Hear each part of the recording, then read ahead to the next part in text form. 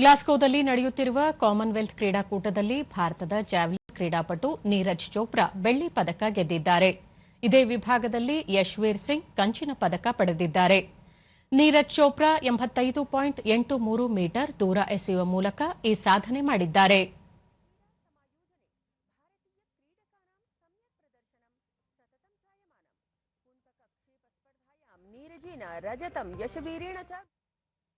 ಜೂಡೋದಲ್ಲಿ Asmita day ಮತ್ತು ಹರ್ಷ ಸಿಂಗ್ ಚಿನ್ನದ ಪದಕಗಳನ್ನು ಪಡೆಯುವ ಮೂಲಕ ಐತಿಹಾಸಿಕ ಸಾಧನೆ ಮಾಡಿದರು.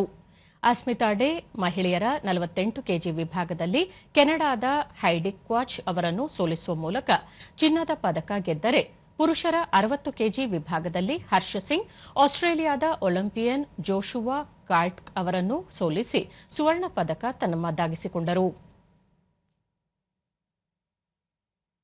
ಭಾರತದ ಬಾಕ್ಸರ್ಗಳು ಸಹ ಉತ್ತಮ ಪ್ರದರ್ಶನ ನೀಡಿದ್ದು 10 ಬಾಕ್ಸರ್ಗಳ ಫೈನಲ್ ಪ್ರವೇಶಿಸಿದ್ದಾರೆ. ಈ ಮೂಲಕ ಕಾಮನ್ವೆಲ್ತ್ ಕ್ರೀಡಾಕೂಟದಲ್ಲಿ ಭಾರತದ ಪದಕಗಳ ಸಂಖ್ಯೆ 23ಕ್ಕೇರಿದೆ. 5 ಚಿನ್ನ, 12 ಬೆಳ್ಳಿ, 6 ಕಂಚಿನ ಪದಕಗಳನ್ನು ಪಡೆದಿರುವ ಭಾರತ ಪದಕ ಪಟ್ಟಿಯಲ್ಲಿ 10ನೇ ಸ್ಥಾನದಲ್ಲಿದೆ.